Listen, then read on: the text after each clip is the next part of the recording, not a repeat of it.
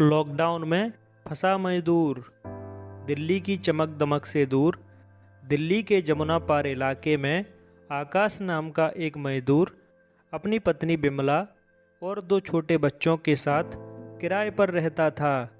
वह अपनी 2 टाइम की रोटी कमाने के लिए बिहार के चंपारण जिले के एक छोटे से गांव से आया था, ताकि शहर में उसे कोई रोजगार मिल सके।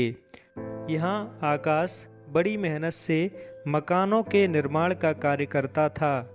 साथ ही वह अपनी पत्नी बिमला से ईंट ढोने और सीमेंट का मसाला बनवाने में मदद लेता था।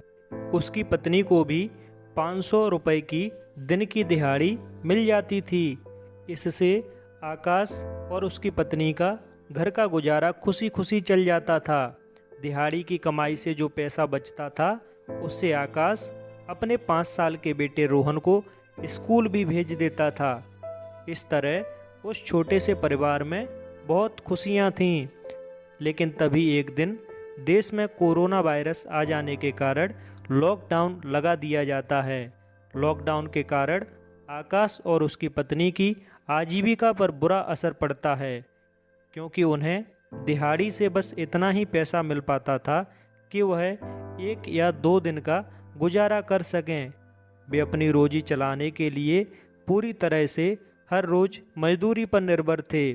लॉकडाउन की घोषणा होने के कुछ दिन बाद वह अपने 2 मासूम छोटे बच्चों के लिए 2 वक्त का खाना भी नहीं ला पाते हैं।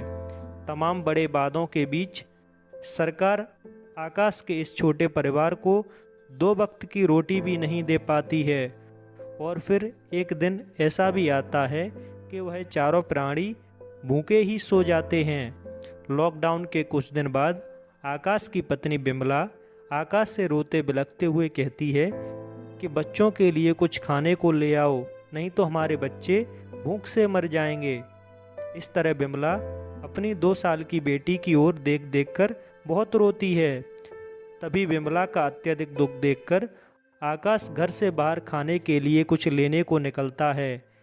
वह दिल्ली के बड़े बड़े रईसों की कोठियों के सामने जाता है और गिड़गिड़ाते हुए उनसे मदद की गुहार भी करता है। तभी एक भव्य चमकती कोठी से एक सजी धजी महिला निकलती है और आकाश की मदद करने के बजाय उसे खूब डांट लगाती है। साथ ही वह लॉकडाउन के उल्लंघन का बहाना लेकर पुलिस को भी फ़ोन कर देती है। पुलिस को भी वह अपनी सारी व्यथा बताता है, लेकिन उसकी कोई भी नहीं सुनता है। उल्टा पुलिस उसे खूब मारती है और डांटती है। इस तरह आकाश थक हार कर बेचारा लाचार होकर अपने घर वापस जाने लगता है। मजबूरी का मारा आकाश अपने बच्चों के लिए कुछ भी नहीं कर पाता है। उधर भोजन की आस लगाए बिमला अपनी 2 साल की बच्ची को गोद में लिए आकाश का इंतजार कर रही होती है। लेकिन आकाश की आंखों में आंसू देखकर बिमला पूरी तरह टूट जाती है। इस तरह घर के आंगन में आकर आकाश अपने माथे पर हाथ रखकर बैठ जाता है। कई दिन से दूध न मिल पाने के कारण आकाश की 2 साल की बेटी की मृत्यु हो जाती है और वह दोनों अपनी बेटी की ओर देख देख कर विलाप करने लगते हैं। शायद किसी ने सही ही कहा है कि ग्रामीण बेरोजगारी से शहरी बेरोजगारी अत्यधिक भयावह होती है। इसी बीच उनकी मकान मालिकन भी उनसे किराया मांगने आ जाती है। तभी इस दुखद स्थिति में आकाश और उसकी पत्नी अपने गांव वापस लौटने का निर्णय करते हैं। आकाश और उसकी पत्नी अपने साथ कुछ ज़रूरी सामान लेकर अपने गांव की ओर निकल पड़ते हैं। लेकिन उनके सैकड़ों किलोमीटर दूर गांव जाने की राह भी इतनी आसान न थी। दिल्ली से निकलकर रास्ते में चलते चलते उन्हें एक हैंडपंप दिखाई देता है। वहां वह दोनों अपने सिर से गठरी नीचे रखते हैं और पानी पीकर किसी तरह अपनी प्यास बुझाते हैं। लेकिन अब उनके 5 साल के बेटे रोहन की हालत भी कुछ ठीक न थी। वह बेचारा भी कई दिन से भूखा होने के कारण बिल्कुल भी चल नहीं पा रहा था।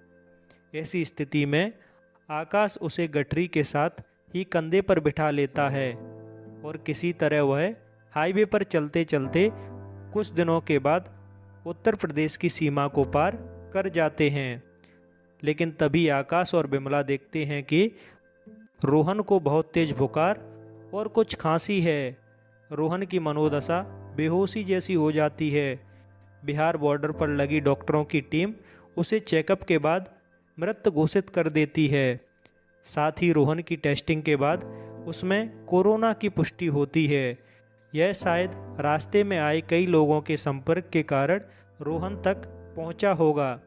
इस तरह सरकार का लॉकडाउन लगाने का उपाय भी विफल हो जाता है, जो सरकार ने लोगों की जान बचाने के लिए लगाया था।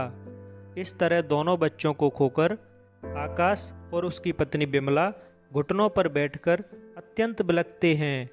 अपना सब कुछ गंवाकर और अपना मन महसूस कर वह अभागे रोते हुए दोनों अपने गांव की ओर बढ़ते हैं और वह देखते हैं कि गांव उनका कुछ ही किलोमीटर दूर है।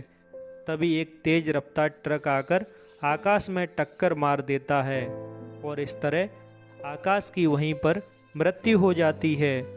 अपने दोनों बच्चों और पति को खोकर बिमला आखिरकार गांव आ पहुंचती है और रोते हुए गांव वालों से एक ही बात कहती है कि भूखे मर जाना, लेकिन कभी शहर मत जाना। यदि शहरवासी हमारी कुछ दिनों के लिए खाने पीने की वहीं मदद कर देते तो शायद मैं अपना सब कुछ खोकर गांव में इस तरह ना खड़ी होती। इस कहानी का सार यह है कि आज भी इस लॉकडाउन में कई आकाश और कई बिमला जैसे लोग फंसे हुए हैं और कई मजदूरों ने एक्सीडेंट में अपनी जान गंवाई है। आप अपने आसपास जिन भी ज़रूरतमंद लोगों को देखें उनकी मदद करें, ताकि बिमला जैसी स्थिति इस देश में किसी की भी ना हो। मिलते हैं दोस्तों आपसे अगली स्टोरी में। तब तक के लिए जय हिंद, जय भारत।